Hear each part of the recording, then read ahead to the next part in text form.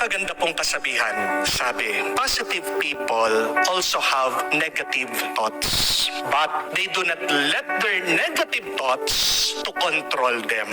Ang ganda po, no? Kahit na ang mga pinakamasaya, pinakapositibong tao, may naiisip din na masama yan. Pero ang pagkakaiba, hindi nila hinahayaan ang kanilang mga masasamang naiisip na kinokontrol o sinasakal sila.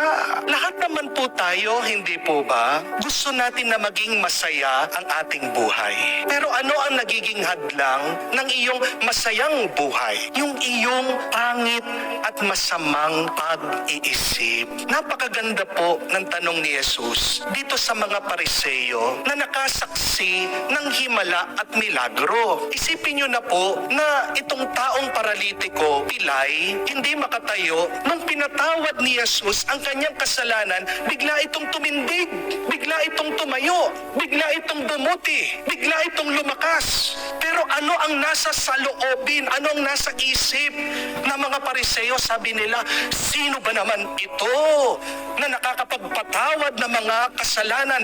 Masama ang kanyang ginagawa, hindi tama ang kanyang ginagawa. Ang ganda na po na nangyari, hindi po ba?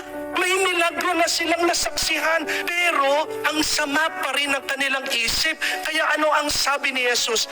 Bakit ganyan kayo mag-isip?